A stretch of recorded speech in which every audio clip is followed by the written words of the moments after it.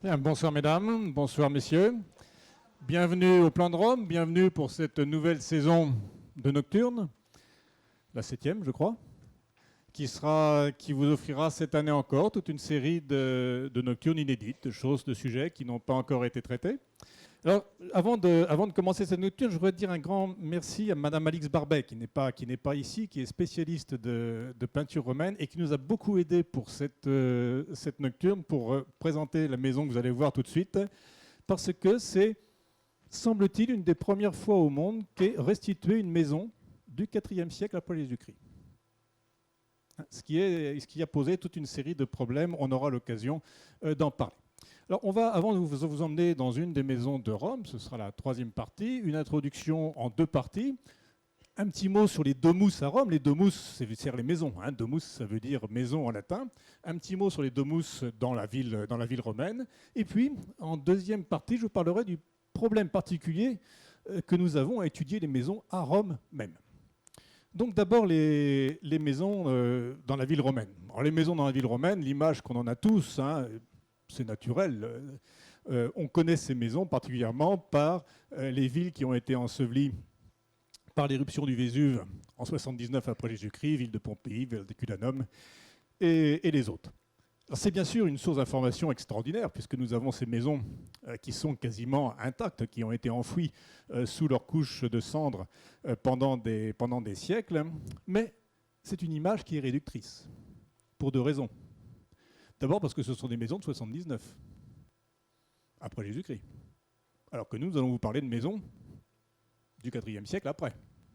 Et deuxièmement, Pompéi, c'est une ville de province et une ville de... pas n'importe quelle province, hein, c'est une ville de villégiature de riches romains. Alors c'est un petit peu comme si j'utilisais Deauville pour vous parler de Paris. Donc, on va quand même en parler. On va quand même parler de ces maisons pompéiennes, parce que c'est une source d'information, mais il faut tenir compte de cet aspect. Alors, la maison romaine, fondamentalement, que ce soit à Pompéi, à n'importe quelle époque, elle se caractérise par le fait qu'elle s'organise autour d'un atrium. Alors un atrium, la maison romaine n'est pas une maison ouverte vers l'extérieur. C'est une maison qui est ouverte seulement sur l'intérieur, sur cette pièce centrale qu'on appelle l'atrium, qui prend la lumière par ce qu'on appelle dans le toit un compluium, avec les eaux qui sont collectées, c'est de là vient le mot compluium, et qui tombent au milieu de l'atrium dans un bassin qu'on appelle l'impluium. Et c'est autour de cette pièce principale que toutes les autres pièces de la maison vont se distribuer. Les chambres, salle à manger, salon, etc. Donc là, on a la maison primitive, hein, la maison romaine primitive caractéristique, avec un axe qui est marqué par... Alors vous voyez la rue en hausse, on entre par le vestibule qui est marqué B ici, on arrive dans cet atrium, dans la pièce centrale, et face au vestibule, il y a toujours cette pièce, marquée F ici, qu'on appelle le tablinum. Tout à fait à l'origine, c'est la chambre à coucher du maître et de la maîtresse de maison. Et puis progressivement, c'est devenu le bureau du maître de maison. Donc voilà, cette maison qui peut être accompagnée, c'est le cas de cette maison ici à Pompéi, qui est une des plus anciennes de Pompéi. On a beaucoup discuté sa date, elle date probablement du 4e, 3e siècle avant Jésus-Christ. Bon, bien sûr remaniée jusqu'à l'époque de l'éruption, mais sa construction est très très ancienne. On l'appelle la maison du chirurgien parce qu'on a trouvé beaucoup d'instruments de médecin dans cette maison. Et derrière, il y a un petit jardin, un hortus, c'est-à-dire un jardin potager. Quand Rome conquiert l'ensemble du bassin méditerranéen, alors voilà le compluium dans le toit de l'atrium, et voilà l'impluium au sol. Le bassin au sol, on reparlera de tout ça dans la visite virtuelle tout à l'heure. Quand les Romains vont conquérir le monde méditerranéen, ils vont subir l'influence grecque, et c'est sous l'influence grecque que la maison romaine va s'agrandir et va devenir une maison à atrium et à péristyle. C'est-à-dire qu'on ajoute à l'arrière, ça c'est ce que vous avez en gras ici, c'est sous une forme simplifiée, hein, un plan type, ce que je vous ai montré tout à l'heure, hein, autour de l'atrium, eh bien on ajoute derrière cette maison un péristyle. Un péristyle, qu'est-ce que c'est ? Eh bien, c'est une sorte de grand atrium. C'est une sorte de grand atrium beaucoup plus grand, hein, tout entouré de colonnes, avec au milieu, non pas le petit bassin de l'impluvium pour recueillir les eaux de pluie, mais un véritable jardin. Et un jardin, pas un jardin potager, pas un hortus, un jardin d'agrément. Un jardin d'agrément avec des petits buissons, avec des arbustes, avec des fleurs, avec des jets d'eau. Et ce qui montre bien que cette partie est une partie grecque, c'est que regardez les noms de la nouvelle partie. Peristylium, c'est du grec. Peristylos, en grec, qui veut dire entouré de colonnes. Un mot comme excédra, c'est un mot grec aussi, alors que dans cette première partie, atrium, tablinum sont des mots latins. Dans le même temps, l'atrium prend de la grandeur, la maison s'agrandit, et comme il ne peut plus être porté par la charpente simplement, comme le compluvium ne peut plus être porté par la charpente, on ajoute 4 colonnes qui portent le compluvium, c'est ce qu'on appelle l'atrium toscan. Alors quand on a dans ce type de maison la répartition entre péristyles, donc on va retrouver autour du péristyle des pièces comme on en a autour de l'atrium. La distinction entre les deux parties est une distinction à la fois été-hiver et public-privé. L'hiver, on va plutôt être autour de l'atrium, parce qu'il fait plus chaud. Hein, le péristyle est très très ouvert. On aura plutôt des salles à manger, salons d'été. Et puis l'atrium, c'est là que l'on va recevoir les gens. C'est la première pièce que l'on rencontre quand on arrive de la rue, ça va être la pièce publique. Alors que le péristyle sera une partie beaucoup plus intime de la maison. En façade, je vous l'ai dit, on n'a quasiment pas d'ouverture, pas de fenêtre en tout cas, pas de grandes fenêtres, sauf aux étages quand il y en a. Les seules ouvertures que l'on peut avoir, ce sont des boutiques. Des boutiques qui peuvent appartenir aux propriétaires de la domus, aux propriétaires de la maison, mais qui quelquefois n'ont même aucune communication avec la maison. La seule accès extérieur de la maison, c'est cette porte ici. Alors bien sûr, on vient de parler du cas type. On vient de parler du cas type et qui se rencontre. Mais je pense qu'un grand nombre d'entre vous connaissent la maison au grand péristyle de Vieux-la-Romaine, 20 km 15 km au sud de Caen. Eh bien, cette maison ne possède pas d'atrium. Ou plutôt, c'est le péristyle qui sert d'atrium. Je suis même curieux d'ailleurs comme plan de maison, parce que vous voyez, tu peux montrer la restitution, Sophie. On arrive... bon non, voir que c'était aussi bien par l'image d'avant. Voilà, on arrive par la rue, on est dans l'entrée, on arrive dans cette entrée, face à nous, on a un mur. Hein. On a un mur et il faut contourner le mur pour arriver autour du péristyle où vont se distribuer toutes les pièces. Voilà, pour vous dire qu'on n'a pas de plan uniforme, bien sûr, à toutes les époques et sur tout l'Empire. Dans l'état où est cette maison, c'est une maison qui date du IIIe siècle après Jésus-Christ. Alors, Rome est un cas particulier parce qu'à Rome, la domus n'est pas le cas général. À Rome, on a deux types d'habitats. On a la domus et l'insula. Pourquoi ? Parce qu'il a fallu construire cette ville en hauteur. On a 1800 domus, 45 000 insulae, donc 45 000 immeubles, qui sont quelquefois des immeubles très hauts, hein, ça peut jusqu'à 7 étages. On les a déjà présentés ici en nocturne. Alors pourquoi ? Eh bien, regardez la superficie de Rome. Rome, c'est 1800 hectares.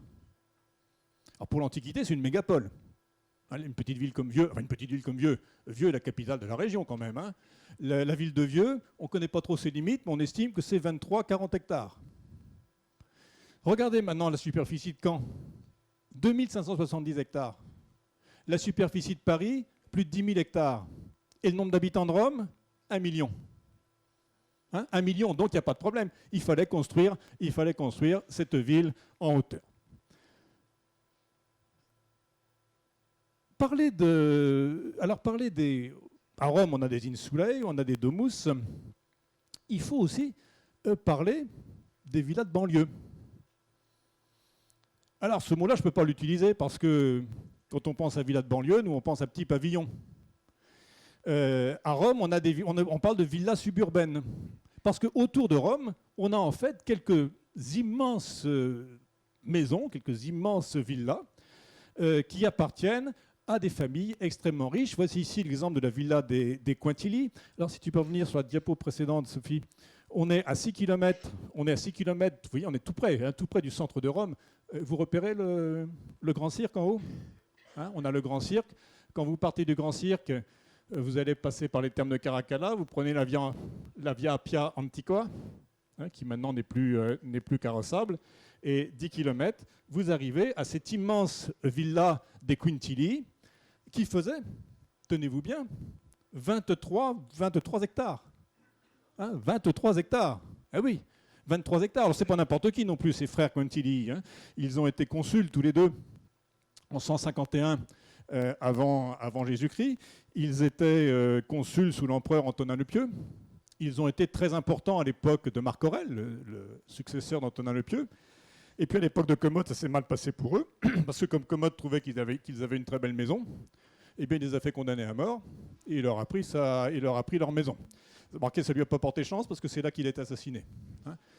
Bon, mais voyez, on va quand même regarder un petit peu ce type de maison. Alors, oubliez ce qu'il y a juste devant ici, hein, ça n'existait pas à l'époque. Hein. Mais voilà, des pièces d'habitation, des pièces de prestige, qui donnent sur la campagne. Vous imaginez à l'époque, il y a un petit ruisseau qui coule ici au fond, vous imaginez les troupeaux, quelques troupeaux de moutons, des bergers. C'est un paysage idyllique, c'est quelque chose d'absolument extraordinaire. Et on a dans ces maisons une décoration, des aménagements qui sont absolument somptueux. Ici, voilà un couloir qui relie les pièces de service aux pièces principales de la maison. Vous voyez la décoration qu'il y avait sur les murs en marbre polychrome, en marqueterie de marbre. Voici la salle de bain, si je peux dire, la salle de bain privée. Hein. Je vous montre ici que la salle froide, il y avait aussi une salle chaude et une salle tiède. Dans cette salle froide, on avait 2 piscines. Voilà l'entrée monumentale de la salle à manger. Hein, la salle à manger est derrière cette grande exèdre, et juste avant l'établissement thermal que l'on voit derrière. L'établissement, la maison elle-même, était alimentée par un aqueduc privé. Et voici, simplement pour finir, hein, la décoration au sol d'une pièce de service. Hein, simplement une pièce de service. Alors revenons maintenant à Rome intramuros pour la deuxième partie, le problème des sources dans Rome. Comment faire pour vous montrer une maison romaine? Alors, on va se heurter à 3 types de problèmes. Premier problème, c'est que Rome a été une ville toujours habitée. Et dans une ville toujours habitée, si les monuments publics peuvent continuer à avoir une vie, hein, par exemple des temples transformés en églises, l'habitat privé, bien sûr, est transformé par les propriétaires successifs, hein, jusqu'à aujourd'hui. Deuxième, même quand ces maisons ont pu être conservées, parce qu'il y a eu des tremblements de terre, il y a eu des incendies, donc on a eu des restes de maisons en sous-sol, eh bien malheureusement, ces restes ont été détruits jusqu'à une époque encore très très moderne. On ne va pas prendre beaucoup d'exemples, on va prendre celui-là que vous pouvez juger par vous-même si vous allez à Rome en train. Voici la gare de Termini. Hein, la gare de Termini, dans cette version-là, elle a été construite en 1947-1949. Et devant la gare de Termini, on a fait ce qu'on appelle une marquise, hein, une espèce de auvent, voilà, ici. Eh bien, alors on est tout près, vous voyez, le mur qu'on voit, c'est l'ancienne muraille de l'époque royale, hein, le mur de Servius Tullius. Eh bien, lorsqu'on a en fait les travaux, ils avaient commencé au 19e siècle déjà pour l'ancienne gare, lorsqu'on a fait les travaux pour construire cette gare, on a trouvé dans le sous-sol tout un quartier d'habitation parfaitement conservé, sur une hauteur tout à fait remarquable. Eh bien, tout ça a été rasé, complètement rasé. Alors que regardez ce qu'on avait, voilà, quasiment un étage complet, des décorations au sol, des peintures sur les murs. Vous voyez, on est presque au niveau du plafond. Tout ça est passé au bulldozer. Parce que ça n'intéresse pas. En tout cas, à l'époque, ça n'intéressait pas. Alors, heureusement, ont été démontées quelques parties qui sont conservées aujourd'hui au musée Massimo. On a remonté quelques pièces. Mais la majeure partie des pièces, et en particulier il y avait des boutiques, il y avait des immeubles, il y avait des entrepôts, il y avait de tout dans ce quartier qui date de l'époque d'Adrien, eh bien tout a été perdu parce qu'on ne s'intéressait pas à cette architecture privée. Deuxième type de problème, et vous l'avez déjà vu avec l'exemple précédent, c'est que quand on a conservé des choses, on les a conservées de manière sélective. Au bord du Tibre, ici, lorsqu'on a fait les quais du Tibre, parce que ce n'est pas seulement Montpellier qui avait des inondations, le Tibre a provoqué aussi, pendant tous les siècles, beaucoup d'inondations sur Rome, et au XIXe siècle, on a construit des quais, les Longo Tevere. Et pour construire ces quais, on a été obligé de creuser, et on a creusé dans les jardins de cette maison de la Renaissance, cette villa de la Renaissance, qui s'appelle la villa de Fardesine, et on a retrouvé une villa absolument extraordinaire, dont on croit connaître le propriétaire. C'est probablement la villa d'Agrippa. Agrippa, le lieutenant d'Auguste. Le lieutenant d'Auguste, celui qui a remporté la bataille d'Actium, et celui qui avait épousé la fille d'Auguste, Julie. Bon, je vous passe les détails de la démonstration, mais vous voyez, la villa donc est là, et le pont ici, dans l'Antiquité, s'appelait le pont de S'Agrippae. Aujourd'hui, c'est le pont Cestio. Ponte Cestio, il a été construit par Agrippa. Donc c'est probablement sa maison, et c'est une maison absolument d'une richesse extraordinaire. Donc, si tu peux revenir sur la diapositive précédente, je vais vous emmener, on va aller se promener un tout petit peu dans cette maison, je vais vous emmener dans les chambres d'abord, les pièces E, D, B, qui ne sont pas très très grandes, parce qu'on vous l'expliquera tout à l'heure, les chambres ne sont pas grandes. Je vous emmènerai ensuite dans un petit jardin, enfin on verra simplement les peintures d'extérieur, et puis on ira faire un petit tour dans le couloir ici, FG, et on finira par la salle à manger. Alors quand je dis je vais vous emmener, en fait je ne vous emmène pas sur le lieu, parce que là on ne l'a pas détruit, mais de toute façon tout a été enfoui dans les travaux pour faire les quais du Tibre. Par contre, comme c'était particulièrement beau, particulièrement somptueux, et bien tout ça a été, enfin une partie des pièces ont été reconstituées au Palazzo Massimo. Alors voilà par exemple ce qui était une chambre à coucher dans cette maison. Là, l'information est certaine, ce n'est pas une restitution, c'est la maison telle qu'elle a été retrouvée, avec ses peintures rouges qui témoignent d'un haut niveau de vie, parce que le rouge était fait avec du cinabre, et c'était très très cher, ce type de peinture. Et une décoration, donc comme si on avait une pinacothèque, avec des murs et des tableaux accrochés dessus, avec, quand c'est figuré, deux types de tableaux, soit des divinités qui sont représentées, soit des scènes de la vie intime entre amant et amante, qui nous donne alors toujours avec la femme en blanc, l'homme bronzé, qui nous donne des détails extraordinaires sur le mobilier, sur les coussins, sur les draps, sur les ustensiles pour la toilette. Ces peintures sont bien sûr une mine de renseignements extraordinaire. Voilà des éléments du plafond qu'on a conservés parce qu'ils sont tombés dans les pièces et on les a retrouvés dans le remplissage des pièces. C'est du stuc moulé, c'est-à-dire que ça a été fait avec un moule en creux, c'est une sorte de plâtre, c'est de la poussière de marbre. Voici l'autre chambre à coucher, cette fois qui est en blanc parce que ça devait être une chambre particulièrement sombre, donc on a choisi les teintes blanches. Voici les murs du jardin intérieur. Alors on a reproduit sur les murs en figuré, en peinture, le jardin réel qui était au milieu. Et puis voici le couloir, le simple couloir avec ses peintures à panneaux. Et pour finir, la salle à manger, qui était probablement une salle à manger d'hiver, puisqu'elle est en noir. Vitruve nous dit que dans les salles à manger d'hiver, il vaut mieux faire les murs en noir pour deux raisons. D'abord parce que ça garde la chaleur. Le noir absorbe la chaleur. Et ensuite parce que comme ce sont des pièces qu'on utilise avec beaucoup de réchauds, des candélabres, eh bien, ça se voit moins, la salissure se voit moins, la salissure de la fumée se voit moins sur les murs noirs que sur les murs blancs. Et puis premier problème, destruction de l'habitat, jusqu'à une époque récente. Deuxième problème, quand on a conservé des choses, on a conservé que ce qui était beau. Et puis troisième problème, c'est pour nous, ça va être de tenir compte de la chronologie. Il est évident que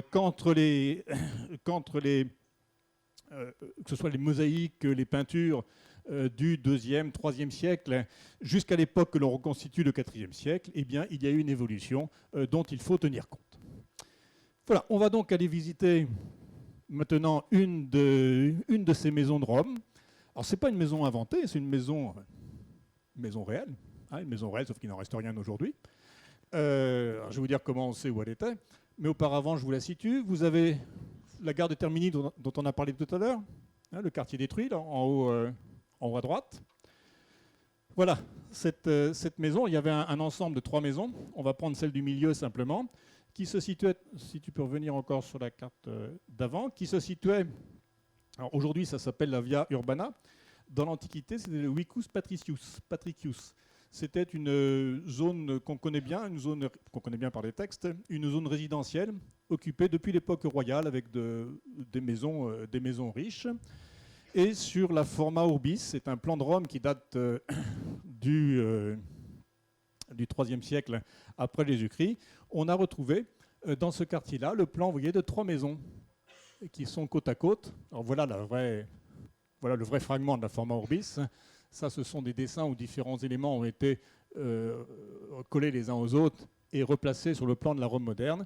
Et nous allons vous emmener visiter cette maison-là, celle du milieu, que nous avons restituée uniquement à partir de son plan, puisque aujourd'hui, s'il y a des restes dans le sol, ils sont inaccessibles. Je laisse la parole à Sophie pour cette visite virtuelle.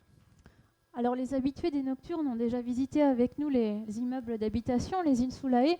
C'est un type d'habitat complètement différent que je vais vous proposer de visiter ce soir, de découvrir avec nous, puisque la maison type que nous allons vous présenter pour le IVe siècle occupe 1300 m², répartis sur 2 étages, avec un jardin qui, vous allez voir, est assez conséquent à l'arrière de la maison.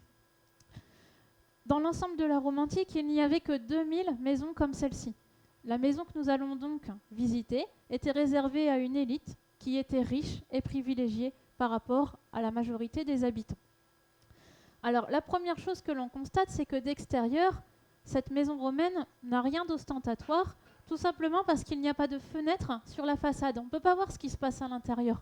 Le seul lien entre la rue, dans laquelle nous sommes maintenant, et la maison, le seul lien entre les 2 espaces, c'est juste cette porte qui va donner accès au vestibule, le couloir d'entrée de la maison. Quand cette porte est fermée, on ne peut absolument pas savoir quelle est la taille de la maison qui est derrière, quelle est la richesse de sa décoration. Une persistance importante entre les rues de la Rome ancienne et les rues modernes de Rome, c'est la multiplicité des fontaines, comme celle que vous découvrez ici.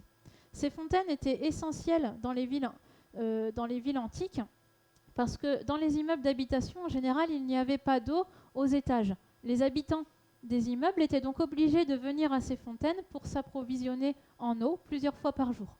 Pour ceux qui habitaient dans les maisons d'habitation, il y avait 3 possibilités. Ceux qui étaient les plus aisés avaient les moyens de s'offrir une dérivation de l'aqueduc pour amener directement l'eau dans la maison. Mais cela concerne une infime minorité de personnes. Deuxième possibilité, comme ceux qui habitent dans les immeubles, ils pouvaient venir chercher l'eau à la fontaine. C'est de l'eau qui était directement apportée par les aqueducs depuis les montagnes avoisinantes.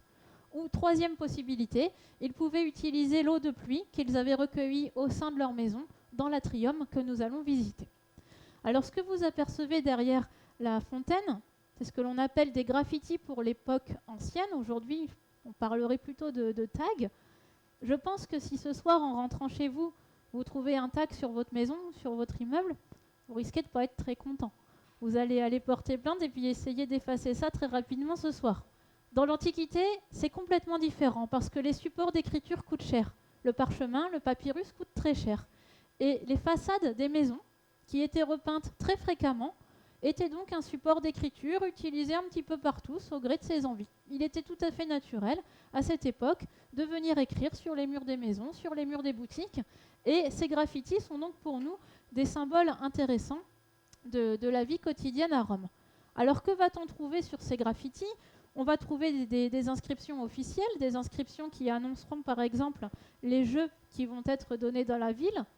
On va trouver des choses beaucoup moins officielles comme celle-ci. C'est quelqu'un qui est certainement allé voir un spectacle de gladiateurs et puis qui fait son propre commentaire sur ce qu'il a vu. Donc sur la gauche, on a un gladiateur qui s'appelle Océanus. Océanus, c'est un affranchi, on le voit avec le L qui signifie Libertus. Et Océanus a vaincu, il a été vainqueur, vous voyez le V à droite, et il a été vainqueur 13 fois. De l'autre côté, on a un autre gladiateur qui s'appelle Aracynthus, qui a l'air bien mal en point, vous voyez qu'il perd du sang. D'ailleurs, son bouclier est à terre. Lui aussi est un affranchi, Libertus. Alors lui, il a gagné 3 fois et demi, apparemment, le 4e combat, ils n'ont pas été tout à fait d'accord sur qui a gagné. Voilà le genre de dessin que l'on peut trouver sur les maisons romaines. On trouve aussi des choses un petit peu plus littéraires, comme ces vers que je vous ai mis ici. Ce sont les premiers vers de l'Énéide, le poème qui raconte l'épopée d'Énée, partie de Troie pour fonder Rome. On sait que cette épopée était enseignée à l'école, et puis que les élèves, qui avaient appris ces vers par cœur, recopiaient les vers sur les murs en rentrant chez eux. Ces vers-là, on les a trouvés plus d'une 50aine de fois dans les villes anciennes. Et puis il y a des choses quand même un petit peu plus drôles, comme celle que je vous ai mis à droite. Alors il y a un petit texte, je ne sais pas si vous arrivez à le lire. Rufus est, c'est Rufus. Donc je pense que Rufus, s'il a vu ce dessin, ne se pose plus la question de savoir s'il a un gros nez ou pas, ça paraît assez évident. Alors, ce dessin, on l'a effectivement retrouvé dans une ville romaine. Voilà l'original, le texte étant en dessous. Et puis bien sûr, on va avoir les inscriptions électorales, comme celle-ci. Gaius Julius Polybius duumvir. Alors duumvir, c'est l'équivalent de consul, c'est-à-dire le maire de la ville. Votez pour lui, les boulangers votent en masse pour lui. Bon, si les boulangers votent pour lui, pourquoi pas. J'ai choisi de ne pas mettre d'autres graffitis sur les murs de la maison, mais vous pouvez me croire, il y en a qui sont assez intéressants. On a pas mal de graffitis qui vantent le savoir-faire de telle ou telle prostituée. Et puis on a des choses très délicates, du style Lucius et cocu X fois. Bon. Je pensais qu'on disait ça que pour la première fois, mais apparemment non. Donc, marcher dans les rues anciennes, à la découverte de ces graffitis, ça devait être une activité très distrayante dans l'Antiquité. Mais on va quand même sortir de la rue pour entrer dans la maison, parce que c'est ce qu'on voulait faire ce soir. Donc sur les côtés, vous avez les portes des boutiques que nous avons fermées. Généralement, ces boutiques appartenaient aux propriétaires de la maison, et ils pouvaient les louer de manière à avoir une rente mensuelle qui pouvait l'aider à gérer son foyer. Je rejoins maintenant le vestibule, qui est le couloir d'entrée de la maison. Et je voudrais attirer votre attention sur 2 caractéristiques des vestibules romains. Tout d'abord, le sol. Au sol, nous avons une mosaïque qui représente Méduse, ici. Alors, pourquoi Méduse ? Parce que Méduse, ça fait peur, hein. Elle n'a pas l'air sympathique du tout, cette Méduse. Et du coup, ça va faire peur aux mauvais esprits. Le malheur va avoir peur d'entrer dans la maison. Et du coup, les gens qui vivront à la maison vivront très heureux. Et les représentations de Méduse sur les seuils des maisons sont tout à fait fréquentes. Alors on a d'autres types de mosaïques qui peuvent être conservées sur les sols, notamment celle-ci qui est assez célèbre. Kawekanem, attention aux chiens. Alors ça n'a pas beaucoup évolué par rapport à aujourd'hui, on dirait plutôt chien méchant ou maison sous alarme.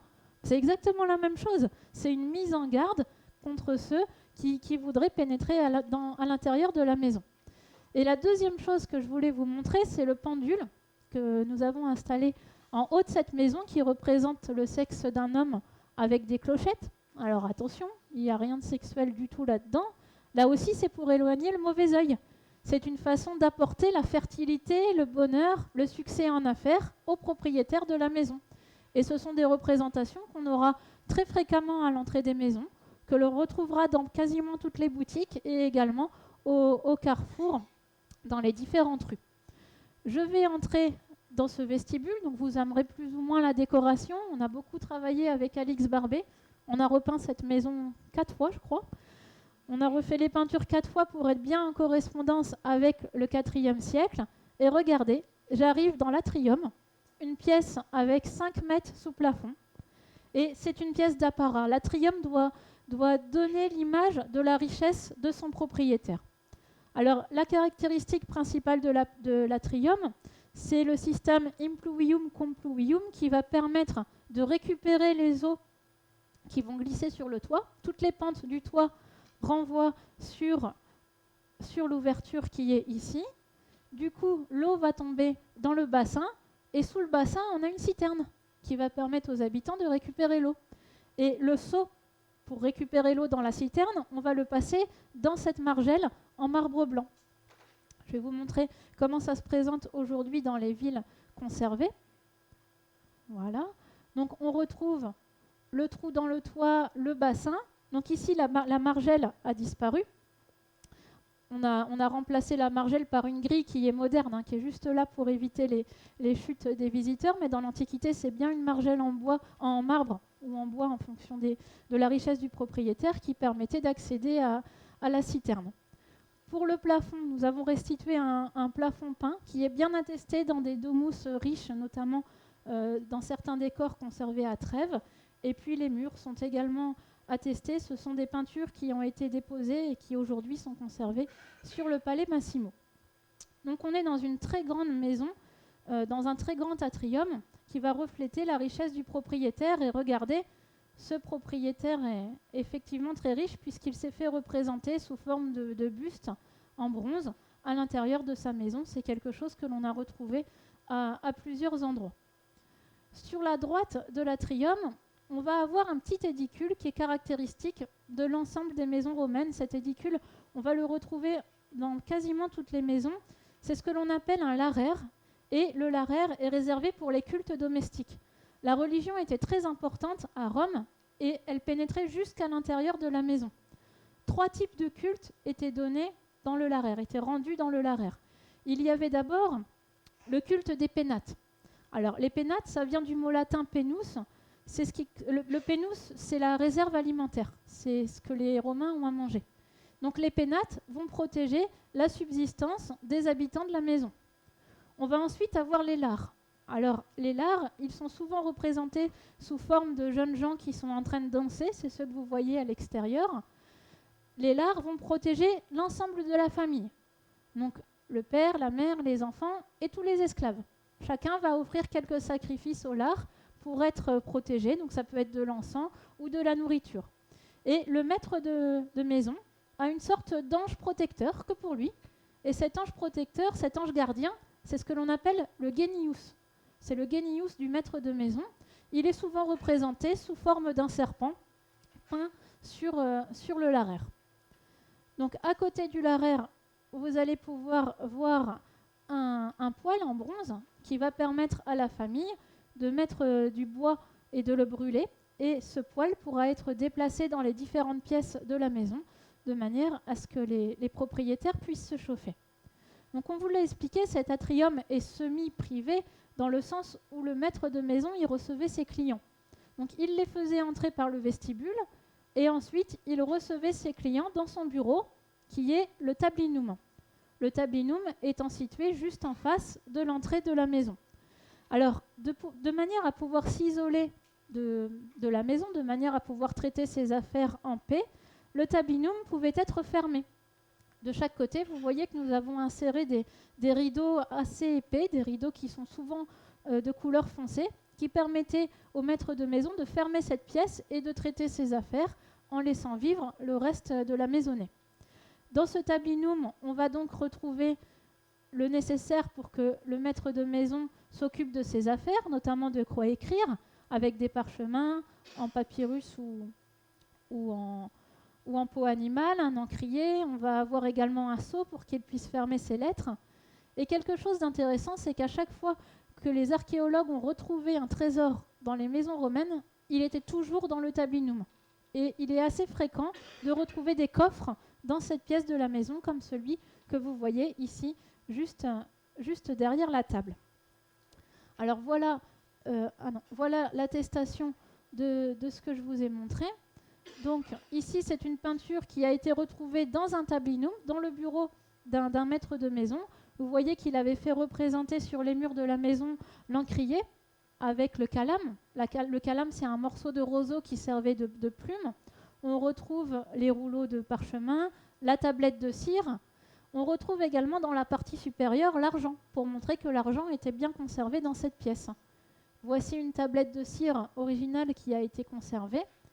Et pour isoler le tablinum, quand le maître de maison y recevait des clients, il y avait 2 possibilités.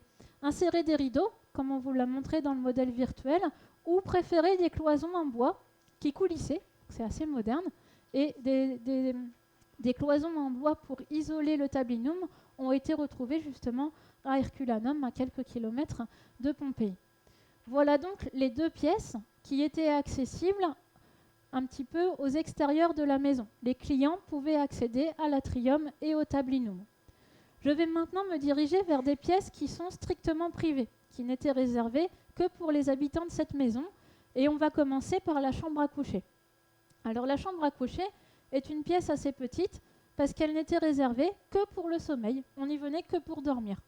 Donc ce sont des pièces qui généralement sont assez petites et dans lesquelles on va retrouver de façon classique un lit.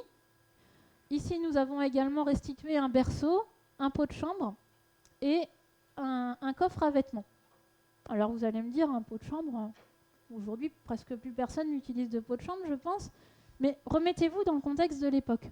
Une envie pressante au milieu de la nuit.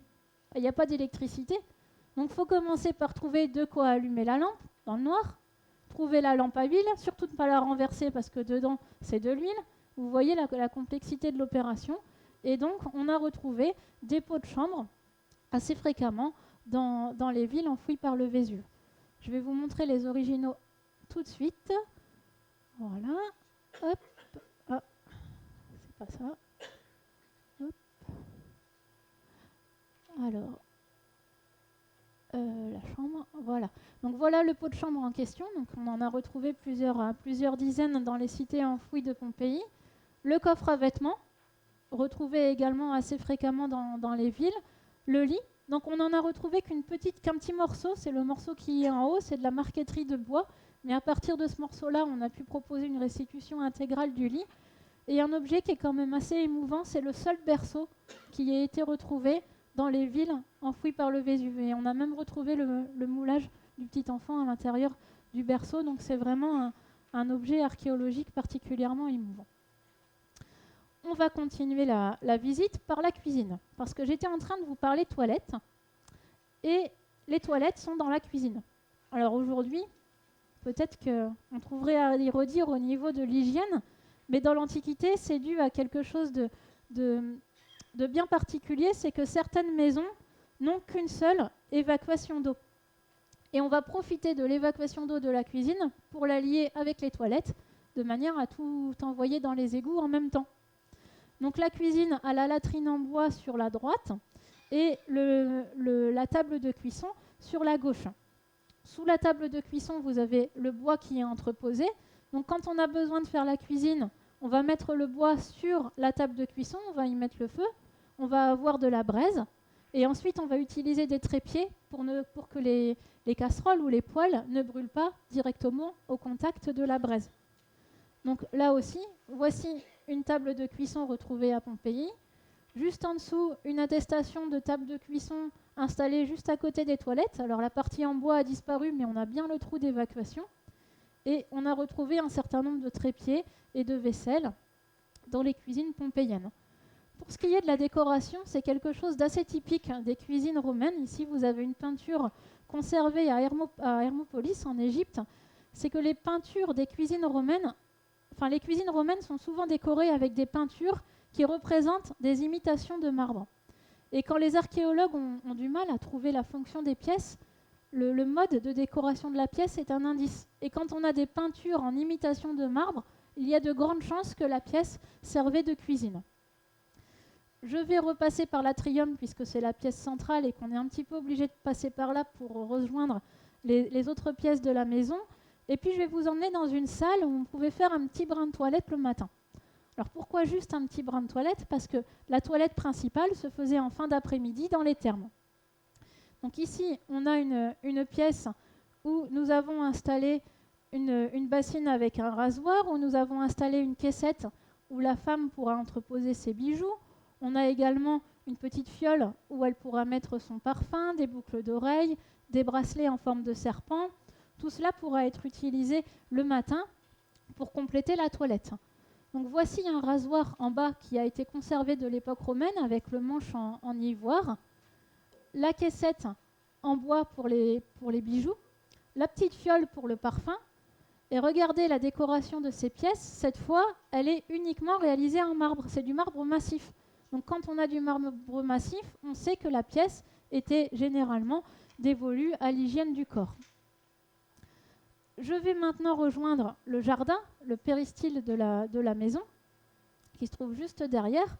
Donc c'est un jardin d'agrément qui devait être particulièrement agréable lors des soirées d'été. C'est un jardin avec une partie couverte et une partie à l'air libre au centre. La partie ouverte, vous voyez, est bien plus grande que dans l'atrium.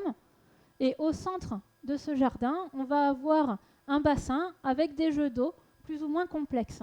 Alors dans certaines maisons, c'est absolument magnifique, il y a des fontaines qui coulent dans tous les sens. Ici, nous avons restitué une maison moyennement riche avec quand même un petit pan en bronze qui permet à l'eau de couler dans le bassin. Hop. Et puis un bassin secondaire en marbre de l'autre côté du péristyle. Donc voici le petit pan en bronze dans son état original, le bassin secondaire. Les Romains avaient pour usage de pendre ce que l'on appelle des oscillas entre les colonnes pour décorer. Ici, des oscillas décorés avec un griffon. Et voici la peinture datée de l'époque tardive qui a servi à restituer le reste du péristyle. Je ne vais quand même pas passer à travers le bassin. Je vais faire le tour pour vous emmener dans la salle à manger, qui est une pièce importante puisque c'est dans ce triclinium que la famille va prendre le repas principal de la journée, la kéna, qui se prend le soir. Alors ce repas doit être fini avant le coucher du soleil. Mais regardez ce qu'on a ici sur le seuil. On a des jouets, parce qu'on a un enfant qui n'a pas rangé ses jouets, comme d'habitude. Et regardez ce que l'on va trouver. Alors c'est très intéressant quand on s'intéresse aux jouets dans l'Antiquité, parce qu'il y a une énorme ressemblance avec nos jouets modernes. Vous voyez ici, on a fait un petit cheval sur des roulettes. Eh bien, regardez. Voici ce cheval original, il date du IVe siècle. Il a été utilisé par un enfant romain. Et ce cheval-là, il est très proche des jouets archaïques encore plus anciens, comme ce bœuf, qui est lui aussi représenté sur des roulettes. Et j'ai même envie d'aller un petit peu plus loin. Regardez ces petites statuettes en haut. Moi, j'appelle ça des Playmobil. Ce sont des statuettes du IVe siècle. Regardez, les jambes sont articulées, les bras sont articulés, il y a différentes têtes. Mais les Playmobil, c'est exactement la même chose. Sauf que ces jouets-là étaient utilisés au IVe siècle. On a également les traditionnels osselets, les petites représentations d'animaux. Vous voyez le chien au centre, ou ce qui est peut-être une vache, mais je ne sais pas, je ne vais pas me risquer à un pronostic. Donc l'enfant a laissé traîner ses jouets. Et derrière, on a la pièce où les parents pourront prendre le dîner du soir, la kéna. Donc c'est une pièce que là aussi les archéologues identifient assez facilement, même quand le mobilier n'est pas conservé, parce que regardez, au niveau de la décoration du sol, ça marque souvent un U. Un U parce qu'on a une bande pour chaque lit. Donc même quand on a conservé que la mosaïque, on sait que cette pièce servait pour le dîner. Donc les Romains avaient pour habitude de dîner assis, non pas du tout, de dîner allongé sur des lits comme celui-ci. Et comme ce dîner se prenait le soir, vous voyez que la pièce avait besoin d'être bien éclairée, d'où le candélabre avec de multiples lampes à huile que vous voyez sur la droite de l'image. Donc les représentations de triclinium sont très courantes dans les villes anciennes. Vous voyez notamment cette peinture où on voit les personnes qui vont dîner allongées. On retrouve la table ronde centrale posée au centre de l'espace, le candélabre avec les branches multiples. Et ici, c'est un cratère. Alors le cratère, il était posé en général à l'entrée du triclinium. C'était un très grand vase qui pouvait être en bronze ou en verre. Et dans ce vase, on versait le vin pur. Ensuite, les esclaves y mélangeaient de l'eau pour rendre le vin buvable. Et ensuite, ils apportaient directement les verres ou les tasses aux convives qui pouvaient dîner sur le lit que vous voyez à l'extérieur. Alors, vous l'avez remarqué, je pense, depuis le début de la visite, on est dans une maison qui est quand même assez riche. Et une des difficultés que nous avons pour restituer l'habitat de Rome, c'est que Rome est une ville qui abritait vraiment toutes les classes sociales. On va avoir des maisons très riches, certaines le seront encore plus que celle-ci. On va avoir des mendiants dans la même ville, et entre deux, toute la fourchette des classes sociales.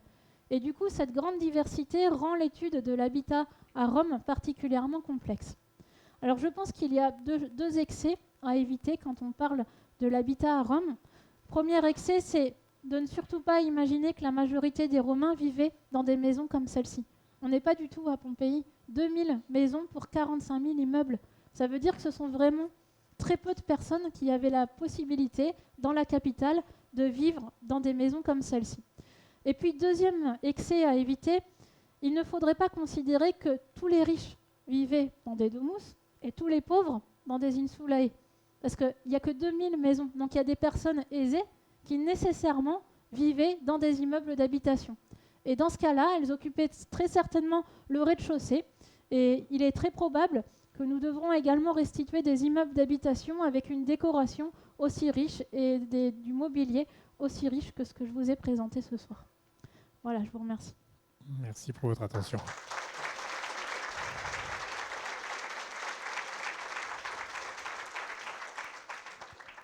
Voilà, merci à vous. Donc, comme d'habitude, eh bien, on va vous laisser la parole. Alors, ce soir, un petit changement. Je vais demander donc aux gens de l'équipe de se préparer. Alors, j'en profite pour dire que ce travail, le travail de modélisation, a été effectué à la base par Alexandre François, qui est ici, repris et repris par Charlie Morino et Nicolas Lefebvre, qui ne sont pas là ce soir. Donc, pour la première fois ce soir, la nocturne est enregistrée et sera podcastée. Donc, vos questions seront aussi enregistrées. Donc, enfin, c'est un essai. Hein. On va voir si ça fonctionne. Donc, vous allez poser les questions comme d'habitude. Il faut que ce soit très, très libre. Simplement, vous aurez un micro pour poser vos questions. Voilà. Il ne faut pas que ça intimide, surtout. Il faut qu'il y ait les mêmes questions que d'habitude. Oui. Alors là, c'est vrai que la porte de la maison était peu visible. Hein. Le bois est une mauvaise texture, ce sera à refaire. Bien sûr, c'est fermé par une porte, qui est même bien fermée. Et vous savez qu'une des choses qu'on a retrouvées, on a retrouvé beaucoup de corps à Pompéi, puisque les gens ont été surpris dans les rues ou aux alentours de la ville. Et on retrouve généralement deux choses sur eux. La clé de la maison et des objets précieux. Des bijoux, de l'argent, de la vaisselle. Donc, bien sûr, il y a des portes. Mais la porte, c'est vrai, la porte sur la modélisation, vous savez, comme d'habitude, je le dis à chaque fois, mais bon, le modèle, voilà, il était terminé il y a 3 heures. Voilà. Est-ce qu'il y avait déjà des vitres à l'époque? Non. Il y avait des vitres, oui, tout à fait. Oui, la vitre est connue. La vitre est connue, semble-t-il pas très, très utilisée dans les maisons privées, mais elle est très utilisée dans les thermes. Les salles chaudes des thermes sont fermées par des grandes baies vitrées. Oui. Oui, Alexandre. Oui, puisqu'il n'y avait pas d'ouverture sur l'extérieur, il n'y avait pas de porte, de fenêtre. Non. Comment est-ce que l'aération, le système d'aération était organisé, s'il vous plaît? Tout par l'intérieur. Tout par l'ouverture de l'atrium d'une part et du péristyle d'autre part. Les chambres? Les chambres restent avec des portes ouvertes, très certainement la nuit. Ah bon? Il y a quelques petites ouvertures, vous avez vu, on a quelquefois des toutes petites ouvertures qui donnent sur la rue, mais c'est tout petit, ça ne pourrait pas laisser passer une personne, par exemple. D'accord. Oui, oui, allez-y, je vous en prie, allez-y. Le chauffage, dans les édifices publics, il y avait un système de chauffage en sous-sol. Oui. Dans les maisons de domus, est-ce que c'était la même chose? Oui, ça existait aussi. Dans les maisons riches, ça existait aussi. Si vous allez à Vieux-la-Romaine, vous verrez que le bureau du maître de maison, alors qu'il n'est pas placé de manière canonique dans l'axe en face, il est placé sur le côté. Donc quand vous entrez, vous prenez les pièces qui sont sur la gauche, et puis son bureau, c'est une des dernières pièces sur la gauche. On est en Normandie. Son bureau était chauffé, lui. Donc c'est comme dans les thermes, il a un plancher qui est suspendu. Et sous ce plancher, on allumait du feu. Voilà, c'était des pièces tièdes. Et ça s'est fait, mais je dis en Normandie en plaisantant, mais bon, ça s'est fait aussi à Rome l'hiver, il ne fait pas si chaud que ça. Ça s'est pratiqué aussi autour du bassin méditerranéen, d'avoir des pièces chauffées en dehors de la salle de bain, en dehors des thermes. Alexandre, oui. Oui, alors avant de poser ma question, je voudrais d'abord vous dire que j'ai été vraiment impressionné par les recherches que vous avez dû faire pour nous exposer ce que vous venez de nous présenter. Alors, merci, ma question, je reviens sur le tablinum. Vous avez parlé de cloison, ça je l'imaginais assez bien, Oui. mais les tentures, ce sont des textes qui vous ont permis de placer des tentures pour clore. Ce sont des peintures. Hein, ce sont des Ah, peintures qui nous peintures montrent. Voilà. Oui. Et il y a également, oui, archéologiquement, il y a des traces qui ne peuvent être que des traces d'accrochage pour des rideaux. Hein. Oui, oui, d'accord. Voilà.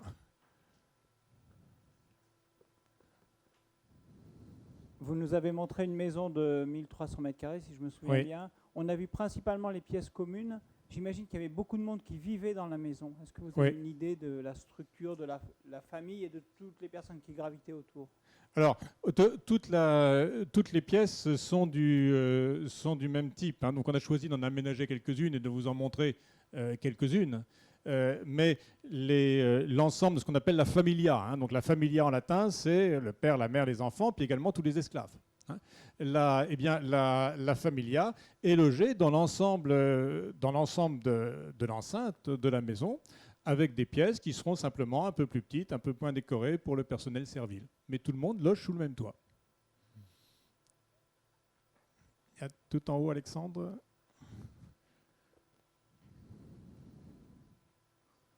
Les jouets, en fait, c'est des jouets, mais il n'y a que les riches ou c'est tout Non, le monde, on peut imaginer. Non, faut imaginer, ce ne sont pas des jouets qui coûtent cher. Hein. Ah. Hein, le petit cheval en bois, ça coûte rien à faire. Ce qu'on a appelé des Playmobil, les petites statuettes, bon, étaient probablement un peu plus chères parce que là, celles qu'on a vues sont faites en ivoire. Hein, donc elles ont du prix. Mais il est évident que tout le monde avait des jouets, hein, bien sûr. Hein. Oui, il y a Noémie, il y aura aussi une question là. Je n'ai pas bien entendu. Est-ce qu'on trouve le larraire dans chaque atrium? Dans chaque atrium, il y a un larraire. Ouais. Systématiquement? Ah, systématiquement. Ah, systématiquement. Alors là, à l'époque où on se place, on commence à se placer à l'époque chrétienne. Hein. Si on voulait être tout à fait exact, bon, certaines maisons n'ont plus de larraire à cette époque-là, hein, remplacées par un petit hôtel et des symboles chrétiens. Hein. Mais systématiquement, l'atrium, c'est le lieu du culte domestique. Et le culte domestique, c'est le travail du maître de maison. Vous avez quelque chose dans certains pays qui est encore assez semblable. En Thaïlande, par exemple, vous avez souvent dans les maisons un petit hôtel, hein, sur lequel on met des fruits, on met un petit peu de nourriture, une lampe à brûler. Voilà. C'est quelque chose qu'on retrouve dans beaucoup de civilisations. Oui, dans une visite que nous avons faite à Vaison-la-Romaine, on nous disait que les insulae et les maisons domus aussi étaient alimentés en haut par un système de canalisation en plomb. Et que les Romains, les restes des analyses qui ont été faites, montraient que les Romains mouraient du saturnisme. Est-ce que vous confirmez? Alors, deux choses. Alors, l'alimentation en haut des maisons par des tuyaux en plomb, c'est exact. Hein. Par contre, à Rome, on est sûr qu'il n'y avait pas une alimentation en eau à tous les étages des maisons. Hein. Mais les riches, effectivement, toutes les maisons assez aisées étaient alimentées en eau. Alors avec un système curieux, parce que les Romains ont été dépensiers en eau inimaginable. Ils connaissaient le robinet, ils n'utilisaient pas. Ah oui, donc on n'avait pas de compteur dans les maisons. Non, mais on avait un tuyau calibré. Et on payait en fonction du calibre que l'on avait. Donc si vous étiez économe, vous preniez un petit calibre. Et si vous étiez riche, vous preniez un gros calibre. Mais ça coulait en permanence. Hein, ça coulait en permanence. Et puis on s'est aperçu qu'il y avait des petits futés. Les Romains l'avaient déjà remarqué, entre le débit qu'ils avaient au début de l'aqueduc et celui qu'ils avaient à la fin, il leur manquait de l'eau. Hein. Il leur manquait de l'eau. Alors il y avait des fuites, il y avait un peu d'évaporation. Et puis les archéologues retrouvent aujourd'hui des branchements pirates. Hein, il y en a qui branchaient une canalisation directement dans l'aqueduc. Voilà. Donc effectivement, beaucoup de maisons, et en province en particulier, étaient alimentées en eau directement. Alors la théorie du saturnisme, oui, vous savez que le plomb est mauvais, hein, mais il y a 50 ans, il y a beaucoup de maisons qui étaient alimentées avec des tuyaux de plomb. Hein. Il y a peu de temps qu'on s'est mis à arrêter le plomb. Donc ça, c'est certain que le plomb est mauvais, que le plomb provoque le saturnisme. Hein. C'est des problèmes, c'est des lésions du cerveau. Alors de là à aller jusqu'à cette théorie que la noblesse romaine, qui était celle qui était justement alimentée par des tuyaux en plomb, et que c'est à cause de cette alimentation des tuyaux en plomb que la partie la plus riche de l'Empire est devenue un petit peu zinzin, pour parler simplement, et qu'on a eu des empereurs zinzin, ça c'est sûr. Non, c'est aller trop loin. Hein, c'est aller trop loin. Hein. Surtout qu'eux-mêmes, de toute façon, c'était pas la vaisselle en plomb, c'était pas l'arrivée en plomb, toute la vaisselle en plomb qu'ils préféraient. Ils reconnaissaient que c'était bien meilleur de boire dans des récipients de terre. Oui. Oui. L'évacuation des eaux usées, on a vu que ça se passait dans la cuisine, oui. Mais ça allait où ensuite? C'était dans une fosse septique ou Non, ça rejoint un système d'égout. Alors, vous avez deux systèmes. Un système qui ne devait pas être très plaisant, c'est avec l'eau qui va couler directement dans la rue. Hein, donc les canalisations arrivent dans la rue. C'est pour ça que dans certaines rues de Pompéi, vous avez des trottoirs qui sont très très hauts, hein, pour qu'on puisse marcher à peu près au sec, pas trop dans la boue. Et puis dans des secteurs qui sont plus perfectionnés, on a un système d'égout sous la route. Hein, sous la route. À Rome, par exemple, on a un grand collecteur, hein, qui part depuis au-dessus des forums impériaux, qui va jusqu'au Tibre, et avec des collecteurs secondaires qui drainent une bonne partie des eaux usées et des eaux de pluie en même temps. C'était les mêmes circuits. Oui. Justement, on parle de canalisation. Je pensais que justement les urines étaient récupérées et on s'en servait pour la fabrication du cuir. Alors en effet, on avait en ville des amphores, hein, qui étaient réservés aux messieurs pour uriner. Oui. Et cette urine qui était récupérée servait aux teinturiers pour laver les vêtements. Hein, parce qu'il se trouve que l'urine a une propriété, vous pouvez essayer si vous voulez, a une propriété nettoyante, voilà. Et ça pouvait servir en effet à assouplir le cuir ou à différents travaux dans le domaine de la teinturerie. Mais c'est pas systématique, hein, c'était pas systématique. Hein. L'installation de ces conteneurs à urine, si je puis dire, Vespasien les avait réglementés. Hein, c'est pour ça qu'on a appelé nos urinoirs en France des Vespasiennes, hein, du nom de l'empereur Vespasien. Où remisait-on les voitures à cheval? Est-ce qu'on les gardait près de la maison, dans un hors-tous derrière la maison, ou est-ce qu'on les parquait en dehors de la ville? Alors, Rome avait une réglementation très très sévère, avec quasiment tout le centre-ville interdit aux voitures. Eh oui, déjà, avec des exceptions pour les services d'urgence, pour les services du gouvernement. Mais Rome était une ville quasiment interdite aux voitures. Seule la nuit, les livreurs avaient le droit de venir, ce qui fait c'était très gênant pour les gens qui n'arrivaient pas à dormir, parce que les roues sur les pavés faisaient un bruit immense. Mais dans la journée, interdiction de circuler, tout simplement. Donc on circulait en voiture à cheval, en chaise à porteur. En chaise à porteur. Bon, par contre, dans des villes de province, hein, Pompéi, Vaison-la-Romaine en France, on voit des garages à voitures, des garages à véhicules avec les écuries à côté. À Vaison-la-Romaine, il y a une maison qui est intéressante. Parce que vous voyez que le propriétaire tournait toujours du même côté en sortant de son garage. Parce qu'il a toujours usé la borne d'un côté. Hein. Voilà. Alors peut-être que la rue de l'autre côté n'avait pas de débouché, mais en tout cas, c'est clair qu'il allait toujours du même côté que sa voiture. Et tous les jours, il devait cogner le bord de la borne en sortant de sa voiture. Oui. Il y aura une question plus bas ensuite. Hein. Les statues, elles servaient à prier un dieu ou à décorer les maisons? Alors dans les maisons, il y a deux types de statues. Il y a des statues qui servent à décorer simplement, hein, comme celle par exemple qui était placée ici, au milieu du bassin. Et puis il y a des statues qui ont un sens particulier. Alors soit pour honorer le maître de maison, ce type de statue, soit des statues de petites divinités sur l'autel. Hein, sur l'autel, les dieux Lar, les dieux Pénates. Voilà, ça ce sont vraiment des statues que l'on met là pour prier. Sinon, quand dans le jardin, il y a une Aphrodite, il y a un Jupiter, il y a une Vénus ou un Jupiter ou un Apollon, c'est pas pour les prier. hein. C'est simplement pour faire joli. Voilà, c'est symbolique. Oui, je reviens à l'aération tout à l'heure. Si vous alliez dans la cuisine tout à l'heure, les fumées. Je ne vois pas de cheminée. Enfin, on va attendre. Ouais, exact. Oui, l'évacuation. Comment est-ce que on espérait que vous n'alliez pas regarder en haut. C'est un défaut de modélisation. Ouais, bon, donc.